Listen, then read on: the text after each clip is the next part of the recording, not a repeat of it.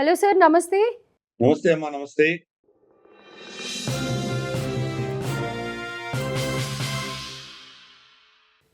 Sir, Trump ఇప్పుడు you turn తీసుకోవడాన్ని ఏ విధంగా చూడొచ్చు? అలాగే ట్రంప్ మళ్ళీ వార్ మొదలుపెట్టే ఛాన్సెస్ ఏమన్నా ఉన్నాయా? And in case war start చేస్తే ఇందులో చైనా కూడా ఏమన్నా ఇన్వాల్వ్ అయ్యే ఛాన్సెస్ ఉన్నాయంటారా? మొట్టమొదటిదమ్మా చైనా ఇన్వాల్వ్ అవ్వదు. ఆ ఓకే. విషయం మనకు చాలా క్లారిటీ ఉండాలి. చైనా యొక్క అప్రోచ్ కూడా చాలా ప్రాగ్మాటిక్‌గా ఉంటుంది. చైనా గాని, భారతదేశం గాని, రష్యా గాని దీంట్లో జోక్యం చేసుకోవడం లేదు. ఇది అర్థం చేసుకోవాలి. ఇద్దరు కొట్టుకుంటున్నప్పుడు మధ్యలో మూడోవాడొచ్చి దూరితే గనక ఆ ఇద్దరు కలిసి మూడోవాడిని కొడతారు. అందుకని ఎప్పుడు గూడాను అటువంటి పిచ్చి పనులు చేయకూడదు. అందుకనే వాడు కూడా అంటే వాళ్ళ సమస్యలేదో వాళ్ళు చూసుకోవాలి. దాంట్లో మనకొచ్చే నష్టాన్ని మనం ఎలా తగ్గించుకోవచ్చు, లేదా మన అవసరాలను మనం ఎలా దాన్ని కాపాడుకోవాలన్న దృష్టిలోనే ఆలోచన చేయాలి. చైనా అదే చేస్తోంది. భారతదేశం అదే చేస్తోంది. రష్యా కూడా అదే చేస్తోంది. మనం దీంట్లో జోక్యం చేసుకోవచ్చు. చాలా క్లియర్. ఇదొకటి ఒక విషయం అర్థం చేసుకోవాలి. చైనా రాదు, యుద్ధంలో బరిలో దిగదు. కానీ పరోక్షంగా యుద్ధం చేస్తుంది. హ్మ్. ఫర్ ఇన్‌స్టెన్స్ వాళ్ళకి శాటిలైట్ ఇమేజెస్ ఇస్తున్నారు. ఇప్పుడు వాళ్ళ ఏదైతే 'షహీద్ 36' డ్రోన్స్ వెళ్లి విధ్వంసం సృష్టిస్తున్నాయో అవన్నీ గూడాను చైనీస్ టెక్నాలజీ, చైనీస్ జీపీఎస్ వాళ్ళ బైడు అనే వాళ్ళ శాటిలైట్స్ ఏవైతే ఉన్నాయో దాని అనుసంధానంగానే దాని కోఆర్డినేట్స్ ఆధారంగానే వెళ్లి కొడుతుంది. సో, అందుకని చైనా పరోక్షంగా వాళ్ళు సపోర్ట్ చేస్తుంది. కొంత మెటీరియల్స్ కూడా వాళ్ళు సప్లై చేసినట్టు మనకు తెలుస్తుంది. అలాగే రష్యా కూడా. రష్యాలో ఉన్నటువంటి వాళ్ళ శాటిలైట్స్ ఏవైతే ఉన్నాయో దాన్ని వాళ్ళకి నావిగేషన్ ఇస్తున్నారు. వాళ్ళకు అమెరికన్ తర్వాత ఈ గల్ఫ్‌లో ఉన్నటువంటి దేశాల యొక్క టార్గెట్స్ ఏవైతే ఉన్నాయో ఆ టార్గెట్ కోఆర్డినేట్స్ అన్ని కూడాను రష్యా, చైనా ఇద్దరి యొక్క శాటిలైట్స్ వల్లనే ఇరాన్ యుద్ధం చేయగలుగుతారు. సో, అంతవరకు సహాయం ఉంది. కానీ ప్రత్యక్షంగా వాళ్ళు యుద్ధంలో వచ్చి చేరరు. ఇది అర్థం చేసుకోవాలి. రెండవది డొనాల్డ్ ట్రంప్ యూ టర్న్ అంటావమ్మా. డొనాల్డ్ ట్రంప్ ఒక పేరుంది. అమెరికాలోనే పేరు. టాకో అని పిలుస్తారు. టీఏసీఓ అంటారు. టీఏసీఓ అంటే ట్రంప్ ఆల్వేస్ చికెన్స్ ఔట్. హ్మ్. ప్రతిదీ ప్రగల్భాలు పలుకుతాడు. ఒక హై స్టేక్ గేమ్ ఆడతాడు. మళ్ళీ టక్ అని దిగిపోతాడు వెనక్కి. దాన్ని కంప్లీట్‌గా ఉల్టా చేస్తాడు. సో, ఇది ట్రంప్ నైజంలోనే ఉంది. మనకు పోకర్ గేమ్ అని మనకు గ్యాంబ్లింగ్‌లో పోకర్ గేమ్ అని ఒకటుంటది. దాంట్లో ఏంటంటే 3 పత్తాల ఆట అంటాం మనం. హ్మ్. మన ఆపోనెంట్స్ 3 కార్డ్స్ ఉంటాయి. మన దగ్గర 3 కార్డ్స్ ఉంటాయి. వాళ్ళు బెట్ చేసుకుంటారు. మన దగ్గర ఉన్న కార్డ్స్ వీక్‌గా ఉండొచ్చు. కానీ అతని దగ్గర ఉన్న కార్డ్స్ స్ట్రాంగ్‌గా ఉండొచ్చు. కానీ సైకలాజికల్ గేమ్ ఆడతారు. సైకలాజికల్ గేమ్ ఆడి నేను ₹1,00,00,000 దీంట్లో పెడుతున్నాను నేను ఛాలెంజ్ చేస్తున్నానంటే వాడు భయపడి వీడి దగ్గర మంచి కార్డ్స్ ఉన్నాయేమో అని భయపడి వాడు డ్రాప్ అయిపోతాడు. తీరా చూస్తే వాడికి ఇంకా మనకంటే ఎక్కువ స్ట్రాంగ్ కార్డ్స్ ఉండిండొచ్చు. కరెక్ట్? ఇది ఒక సైకలాజికల్ గేమ్. డొనాల్డ్ ట్రంప్ ఆ గేమ్ ఆడుతాడు. ఓకే. ముందర హై స్టేక్స్ వెళ్ళిపోతాడు. హై స్టేక్స్ వెళ్ళిపోయి బెదిరించేసరికి దాసోహం అన్నారంటే అప్పుడు తను ఏదో అచీవ్ చేస్తాడు. ఫర్ ఇన్‌స్టెన్స్ 50% భారతదేశం మీద ఇంపోజ్ చేశాడు టారిఫ్స్. 50% ఇంపోర్ట్ చేస్తే మనం లొంగలేదు. తర్వాత ఏమైనాడు కాళ్ళ బేరానికొచ్చి 18% ఏదో చెప్పాడు. కానీ 18% కూడా అంతకంటే ముందున్నటువంటి 2-3% కంటే చాలా ఎక్కువ కదా! అంటే 50% స్టేక్ పెడితే 18% వచ్చాడు. 18% is much higher than 2%, 3%. So, 18% సాధిచ్చాడు కదా! సో, హుహు. అదేంటంటే అలా అలా హై స్టేక్స్ పెట్టి సాధిస్తుంటాడు. అలాగే ఇప్పుడు మనం ఇరాన్‌కి సంబంధించి 48 అవర్స్‌లో నువ్వు స్ట్రెయిట్ ఆఫ్ హార్మోస్ ఓపెన్ చేయలేదంటే గనక నేను నీ మొత్తం పవర్ గ్రిడ్‌ని కొడతాను అని చెప్పి బెదిరించాడు. 48 గంటలు తిరగకుండానే మళ్ళీ 5 రోజులు పొడిగించాడు. అంటే Taco Trump always chickens out. Last మినిట్‌లో భయపడి వెనక్కి తగ్గాడు. హ్మ్. దానికి కారణాలు చాలా ఉన్నాయి. సో, బట్ ఇది డొనాల్డ్ ట్రంప్ యొక్క నైజం. 2 డొనాల్డ్ ట్రంప్ ఒక మిథ్యలో ఈ యుద్ధంలో చేరాడు. యుద్ధంలో దిగాడు. ఆయనకి ఎందుకు యుద్ధం చేస్తున్నాడో తెలీదు. ఓకే. బెంజమిన్ నెతన్యాహు అమెరికాని ఈ యుద్ధంలో లాక్కొచ్చింది. ఈరోజు చర్చ అంతా కూడాను డొనాల్డ్ ట్రంప్ ఇరాన్‌తో యుద్ధం చేస్తున్నాడన్న చర్చనే ఉంది గానీ, ఇది యాక్చువల్లీ ఇజ్రాయెల్ యుద్ధం. ఇజ్రాయెల్ యుద్ధాన్ని ఇజ్రాయెల్ సపోర్ట్ చేస్తూ అమెరికా బరిలో దిగింది. సో, దాని గురించి ఎవరు మాట్లాడరు. So, Donald Trump George bush లాగా కాదు. జార్జ్ బుష్‌ని కూడా ఇజ్రాయెల్ ఇలాగే ఈ బరిలో దింపి సద్దాం హుసేన్‌ని చంపేంత వరకు అక్కడ ఒక ఒక ఆల్‌మోస్ట్ 10 ఇయర్స్ అక్కడే ఉండి 6, 7 వేల మంది అమెరికన్ సైనికులు చనిపోయారు. కొన్ని బిలియన్స్ ఆఫ్ డాలర్స్ వాళ్ళతో వాళ్ళ టాక్స్ పేయర్ పైసలతో ఖర్చు చేయించి ఇరాక్‌ని సర్వనాశనం చేయడానికి ప్రాజెక్ట్ స్కెచ్ అంతా వేసింది ఇజ్రాయెల్. ఇప్పుడు కూడా అదే స్కెచ్ చేశారు ఇరాన్. ఆ భూమిలో దిగాడు డొనాల్డ్. కానీ డొనాల్డ్ ట్రంప్‌కి ఒక విషయం మెచ్చుకోవాలి డొనాల్డ్ ట్రంప్‌ని. దీన్ని మళ్ళీ ఒక 10 ఏళ్ళు ఇగో, ప్రెస్టీజ్‌లో యుద్ధం చేస్తానని కూర్చోలేదు. హ్మ్. హ్మ్. తొందరగా ఆపేసి ప్రయత్నం చేస్తున్నాడు. ఆల్రెడీ ఇరాన్‌తో మాట్లాడుతున్నానన్నాడు. ఇరాన్ ఏమో మాతో మాట్లాడట్లేదు అంటున్నారు. అయినా అంటే ఇవన్నీ ఏంటంటే బిల్డప్ ఇస్తున్నాడు. ఆల్రెడీ యుద్ధం ఆపడానికి ఏం కావాలో తయారు చేసుకుంటున్నాడు. సో యుద్ధం ఆపేసే దిశగానే ప్రయత్నం చేస్తున్నాడు. మళ్ళీ నెలలు సంవత్సరాలు అక్కడ కూర్చొని సైన్యాన్ని పంపించి యుద్ధం చేయడానికి ఇంట్రెస్ట్ లేదు డొనాల్డ్ ట్రంప్‌కి. అందుకని ఆపేస్తున్నాడు. ఇజ్రాయెల్ దానికి నచ్చట్లేదు. ఇజ్రాయెల్ చాలా వాళ్ళు డిసప్పాయింటెడ్‌గా ఉన్నారు. ఏదో చేయాలి ఇక్కడ రెజిమ్ చేంజ్ చేయాలనుకుంటారు. అది అవ్వట్లేదు. సో అందుకని ఇజ్రాయెల్ యొక్క ప్రాజెక్ట్ వాళ్ళ యొక్క స్ట్రాటజీ ఫెయిల్ అవుతోంది. డొనాల్డ్ ట్రంప్ తప్పు చేశాడు. ఆ తప్పుని సరిదిద్దుకొని 4, 5 వారాల తర్వాత దాన్ని మళ్ళీ క్లోజ్ చేసే దిశగా ప్రయత్నం చేస్తున్నాడు. సో ఇది అక్కడ జరుగుతోంది. కానీ ప్రతి దేశానికి కొన్ని లాభ నష్టాలు ఉంటాయి. అమెరికా గతంలో పరిస్థితి ఏంటంటే డొనాల్డ్ ట్రంప్ వచ్చిన సమయానికి వాళ్ళ అప్పులు పెరిగిపోతున్నాయి. డాలర్ యొక్క విలువ పడిపోతుంది. డాలర్ మీద గౌరవం పడిపోయింది ప్రపంచవ్యాప్తంగా. డాలర్ యొక్క అవసరం లేకుండా ప్రత్యామ్నాయాలు వచ్చాయి. ఎస్పెషల్లీ బ్రిక్స్ దేశాల్లో మనం చూస్తున్నాం. రష్యా, చైనా మధ్యలో అంత అన్ని బిలియన్స్ ఆఫ్ డాలర్స్ విలువ చేసేటువంటి చమురు వాళ్ళు కొనుక్కుంటున్నారు. ఎనర్జీ కొనుక్కుంటున్నారు వాళ్ళు. కానీ అవన్నీ కూడాను యువాన్‌లోనో, రూబుల్స్‌లోనో అమ్ముకుంటున్నారు, కొనుక్కుంటున్నారు. డాలర్‌ని పక్కన పెట్టేసారు. అలాగే బ్రిక్స్ దేశాల్లో ఒప్పందం ఏంటంటే బ్రిక్స్ దేశాల్లో ఉన్న దేశాలన్నీ కూడాను డాలర్ లేకుండా మనం ట్రేడ్ చేసుకుంటాం. అంటే ఇప్పుడు బ్రెజిల్ నుంచి మనం ఏమైనా కొనుక్కోవాలంటే వాళ్ళకి మనం రూపాయలు ఇస్తాము. లేదా బ్రెజిలియన్ కరెన్సీలో మనం వాడుకుంటాం. అలాగే రష్యా, ఇండియా రూపీ ట్రేడ్ ఉంది. అలాగే యూఏఈ తోటి మనం దిర్హం రూపీ ట్రేడ్ పెట్టుకున్నాం. సో ఇటువంటివి. అలాగే ఇంటర్నేషనల్ గా ఈ బ్యాంకింగ్ అంతా కూడా నడిపించేటువంటి బ్యాక్ బోన్ స్విఫ్ట్ సిస్టమ్ ఏదైతే ఉందో అది రష్యాని స్విఫ్ట్ నుంచి బయట పడేసినందుకు ఇంకా ఈ బ్రిక్స్ దేశాలు ఏవి కూడా దాన్ని వాడడానికి ఇష్టపడట్లేదు. చైనాలో ఉన్న టెక్నాలజీ, భారతదేశంలో ఉన్నటువంటి యూపీఐ టెక్నాలజీ, రష్యాలో ఉన్న టెక్నాలజీ వీటితో వాడుకుంటాం. బ్యాక్ బోన్స్ పెట్టి వాడుకుంటాం. సో క్రమేపీ డాలర్ యొక్క ఇంట్రెస్ట్, డాలర్ మీద ఉన్నటువంటి డిమాండ్ పడిపోయి డాలర్ వెనక పడుతూ ఉండగా మళ్ళీ డాలర్ ని బలపరచాలి అన్నటువంటి ఒక టార్గెట్, ఒక ఒక ఒక ఏమంటారంటే ఒక ఐడియా డొనాల్డ్ ట్రంప్ ఉండింది కాబట్టి ఇగో టారిఫ్లు అన్నది ఫస్ట్ మొదలెట్టాడు.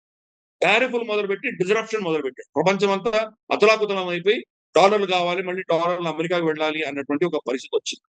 ఎప్పుడైతే వాళ్ళ సుప్రీం కోర్టు ఇది టారిఫ్లు అనేది చాలా ఇల్లీగల్, నువ్వు చేయడానికి అధికారం లేదు నీకు అని కొట్టి పడేశారో ఇమ్మీడియట్ గా ఇరాన్ యుద్ధంలో దిగాడు. నెల తిరగకుండానే యుద్ధంలో దిగాడు. ఎందుకు? ప్రపంచంలో డిస్రప్షన్ అవ్వాలి. ప్రపంచం అంతా అతలాకుతలం అవుతే కనుక అందరూ అప్పుడు అమెరికన్ డాలర్లు కొనుక్కుంటారు, అమెరికన్ బాండ్స్ కొనుక్కుంటారు.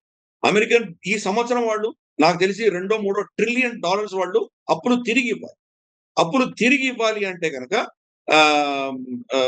వాళ్ళు తీసుకునే వాళ్ళని వాళ్ళ మీద ప్రెషరైజ్ చేసి రోల్ ఓవర్ చేస్తారు.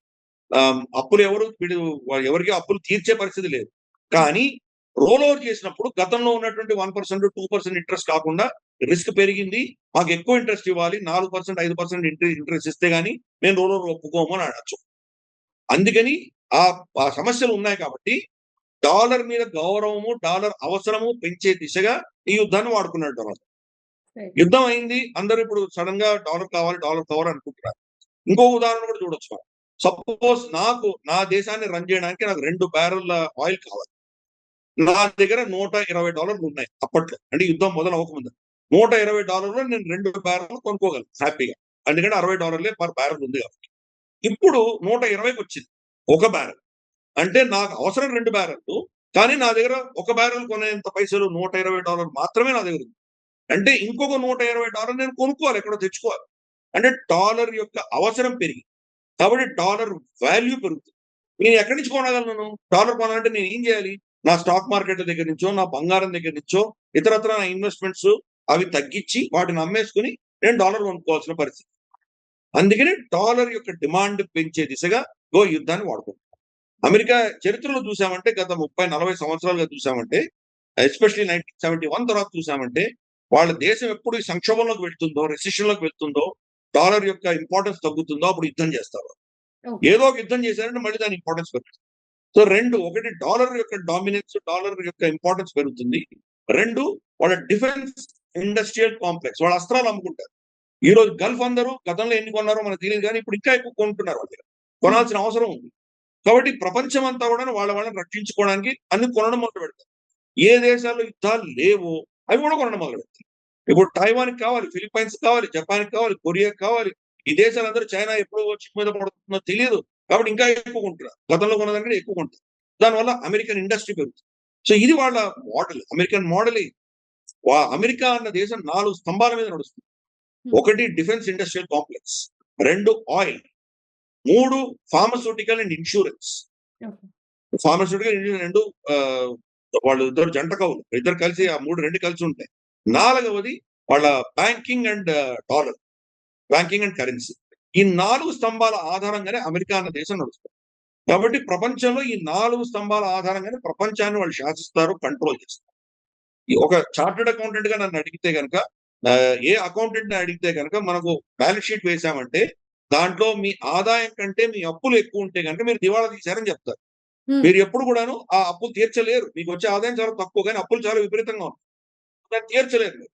అమెరికా ఇదో అదే పరిస్థితి. 29 నుంచి $30 ట్రిలియన్ వాళ్ళ ఎకానమీ అని వాళ్ళు చెప్పుకుంటున్నారు. అది కూడా పెద్ద బోగస్. ఆ నంబర్ కూడా చాలా బూటకం నంబర్ అది. బట్ ఎనీవే దాన్ని వదిలేద్దాం కాసేపు. $30 ట్రిలియన్ ఎకానమీ అని చెప్పుకుందాం కాసేపు. వాళ్ళ అప్పులు $39 ట్రిలియన్. సో ఎలా వాళ్ళ అప్పులు తీర్చగలరు? ఈ సంవత్సరం వాళ్ళ ఇంట్రెస్ట్ పేమెంట్, దాని మీద వాళ్ళు ఏదైతే ఇంట్రెస్ట్ పే చేయాలో వాళ్ళ అప్పుల మీద $1 ట్రిలియన్ సంవత్సరానికి వాళ్ళు ఇంట్రెస్ట్ పే చేయాలి. $1 ట్రిలియన్ ఎంత పెద్ద సంఖ్య అంటే వాళ్ళ మొత్తం డిఫెన్స్ బడ్జెట్ $800 బిలియన్. ప్రపంచంలో అమెరికా తర్వాత నెక్స్ట్ 20 దేశాల డిఫెన్స్ బడ్జెట్లు కలిపితే కూడా అమెరికా డిఫెన్స్ బడ్జెట్ తో సరి సమానంగా. అటువంటి డిఫెన్స్ బడ్జెట్ వాళ్ళ ఇంట్రెస్ట్ పేమెంట్ కంటే తక్కువ.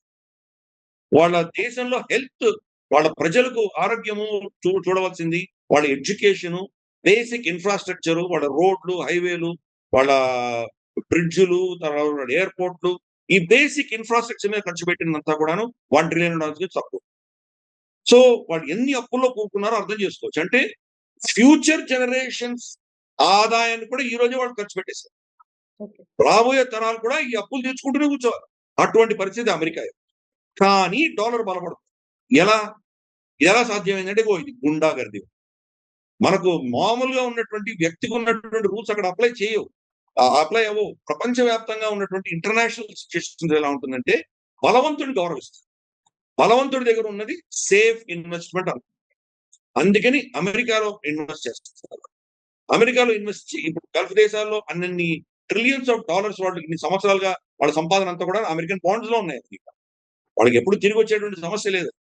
సో అందుకని డొనాల్డ్ ట్రంప్ చేసింది ఆ దృష్టిలో మనం చూడాలి.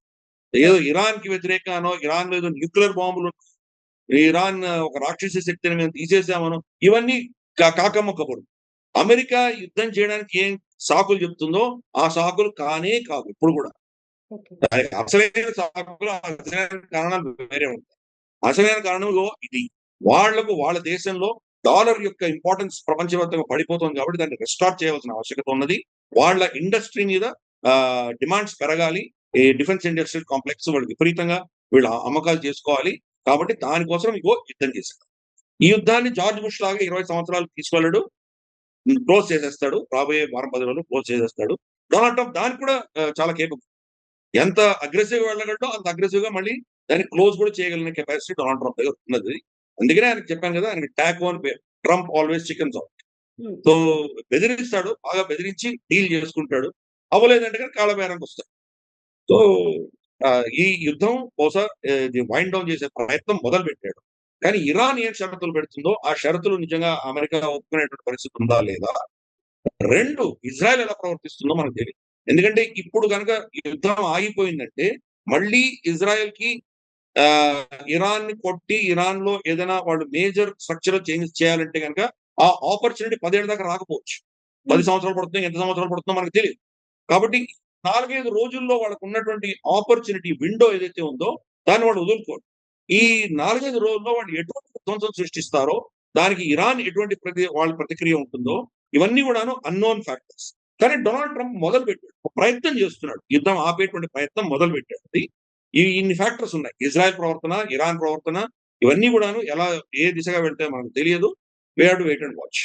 Right sir. సో ఇంకో 3-4 డేస్ అవుతే కానీ ఇజ్రాయెల్ కానీ లేకపోతే ఇటు యుఎస్ కానీ ఇటు ఇరాన్ కానీ ఎలాంటి స్టెప్స్ తీసుకుంటారు అనేది మనం ఎక్స్పెక్ట్ చేయలేము అని అంటారు, రైట్? సో ఏదైనా జరుగుతుండొచ్చు అనేది అయితే మీ మాటల్లో మాకు అర్థమైంది.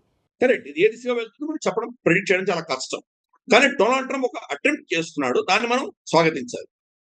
జార్జ్ బుష్ లాగా ఎమోషనల్ లో వెళ్ళి వాడిని సద్దాం హుసేన్ చంపిన తర్వాత సంవత్సరాల కొనుక్కోను కొద్దీ అని చెప్పి జరపకుండా అందరిని వేల మందిని పంపించి అక్కడ బూట్స్ ఆన్ ద గ్రౌండ్ పెట్టి నా చెత్త హంగామా చేశాడే, అటువంటి తప్పు నేను చేయదలుచుకోలేదు అని డొనాల్డ్ ట్రంప్ నిర్ణయించుకున్నాడు.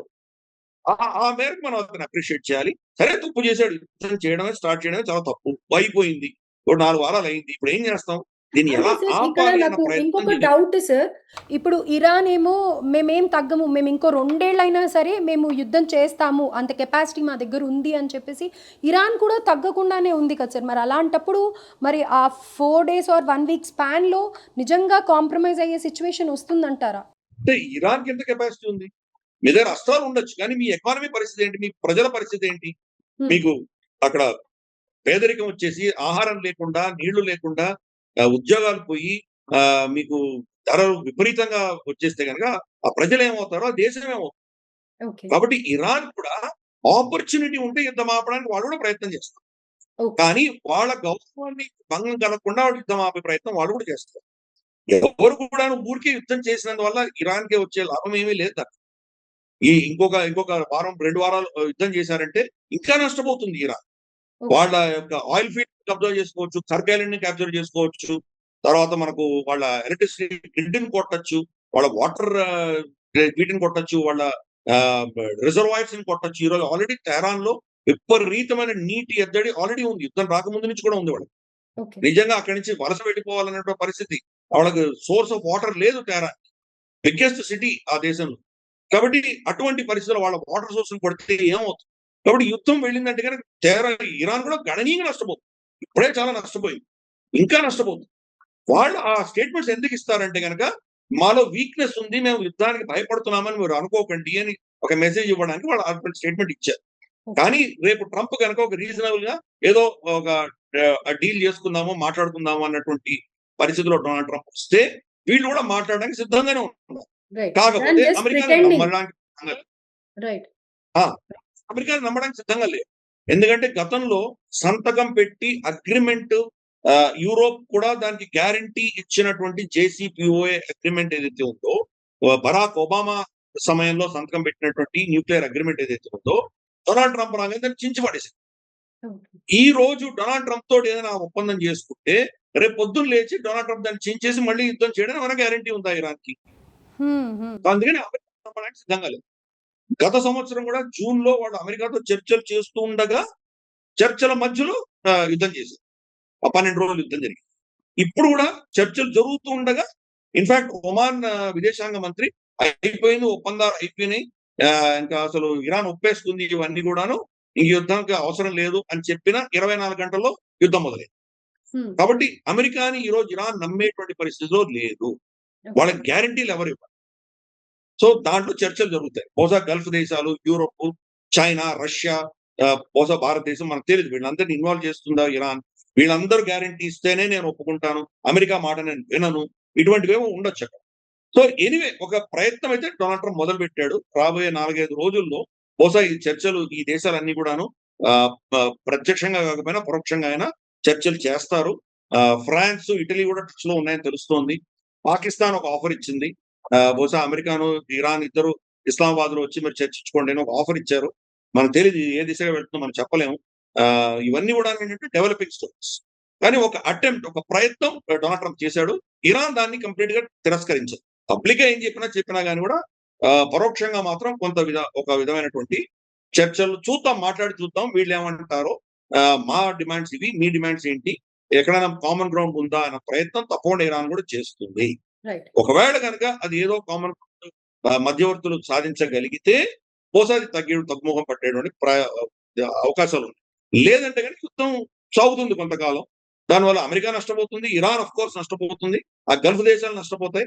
సో దానివల్ల అందరూ కూడాను దీన్ని ఏదో విధంగా ఆపేసి ఆ హార్మోస్ జలసంధిని ఓపెన్ చేసే దిశగానే అందరూ కూడా ప్రయత్నం చేస్తారు కాబట్టి బహుశా ఏదో ఇద్దరి మీద ఒత్తిడి తీసుకొచ్చి దీన్ని ఏదో విధంగా ఒక విధమైనటువంటి సొల్యూషన్ తీసుకొచ్చే దిశగానే ప్రయత్నాలు జరుగుతాయి. చూద్దాం ఇదే దిశగా వెళ్తుందో. We have to keep watch. Right sir. Thank you sir. Thank you so much for your valuable information. Thank you.